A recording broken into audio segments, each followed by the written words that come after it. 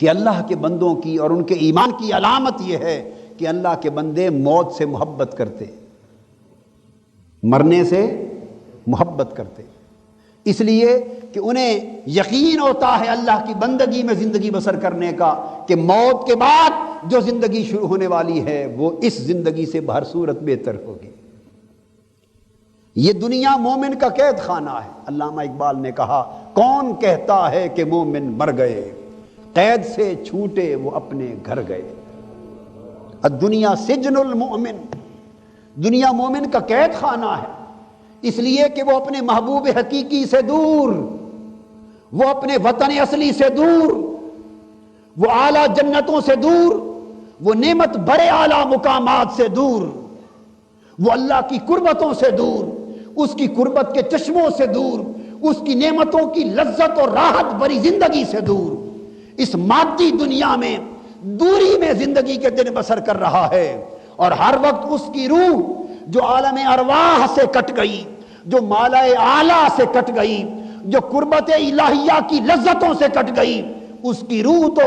اس پرندے کی طرح ہر وقت پھڑ پھڑاتی رہتی ہے جس کے پر بھی کاٹے گئے ہوں، جسے پنجرے میں بند کر دیا گیا ہو۔ وہ پنجرہ وہ پرندہ اپنے دوسرے ہم جنس پرندوں کو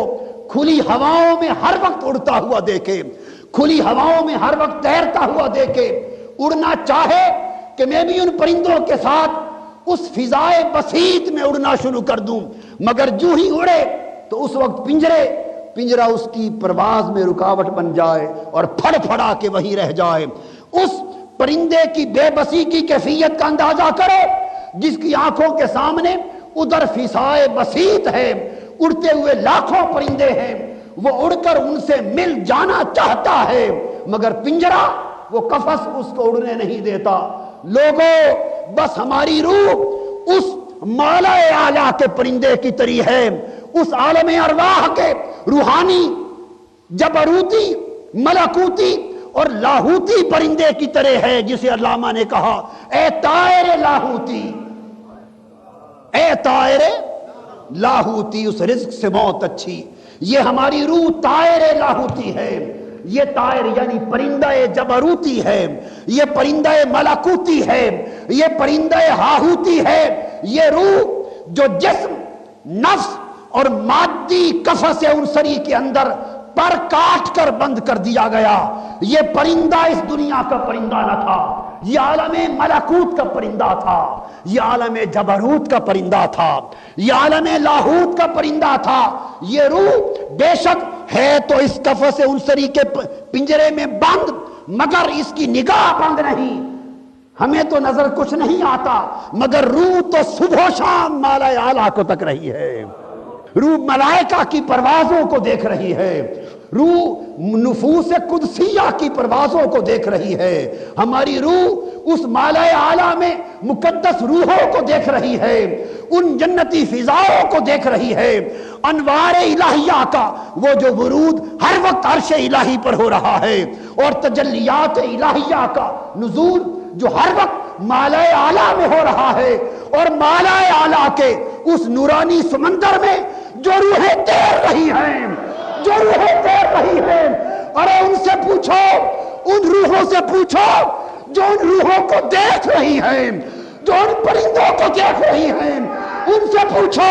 یہ قفس کیا ہے اور وہ دنیا کیا ہے، یہ پنجرہ کیسا ہے اور وہ فضائے بسیط کیا ہے۔ روح اڑنا چاہتی ہے مگر جسم روک لیتا ہے، روح چاہتی ہے اے مردود پنجرے تو ٹوٹ، میں تجھ سے نکلوں اور مالائے اعلیٰ کی سنگتوں میں چلی جاؤں، میں بھی ان قربتوں کی فضاؤں میں دوڑوں، میں بھی مالائے اعلیٰ کی فضائے بسیط میں تیروں، مگر روح کو پر یہ پنجرہ روک رہا ہے۔ اس لیے جو مومن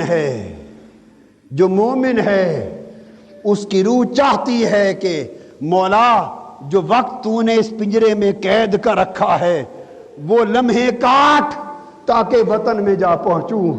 اپنے یاروں سے جا ملوں، اپنی سنگتوں سے جا ملوں، میں تیری قربتوں کے چشموں پر جا کر شراب طہور کے جام پیوں۔ کبھی تیرے پردے اٹھیں، کبھی تیرے جلوے کروں، کبھی تیری قربتیں ہوں، کبھی انبیاء کی مجلسیں ہوں۔ میں کہاں مارا گیا اس پردیس میں، نہ کوئی میرا جاننے والا، نہ کوئی پہچاننے والا، نہ کوئی میری درد سننے والا، نہ گریہ و زاری سننے والا، نہ کوئی میرے راز سے واقف، نہ کوئی میرے حال سے آگاہ۔ تو جو مومن کی روح ہے وہ تو جانا چاہتی ہے، اور جو کافر کی روح ہے وہ یہیں رہنا چاہتی ہے۔ اس لیے کافر، فاسق اور گناہگار دنیا سے لو لگاتا ہے چونکہ اسے آگے کچھ نظر نہیں آتا، اور مومن اللہ سے لو لگاتا ہے چونکہ اس کا تو سب کچھ وہاں پڑا ہے۔ ہائے ہائے، اس کا تو سب کچھ وہاں پڑا ہے۔ اس لیے فرمایا ہائے ہائے ہائے ہائے، حبیب ان سے کہہ دیں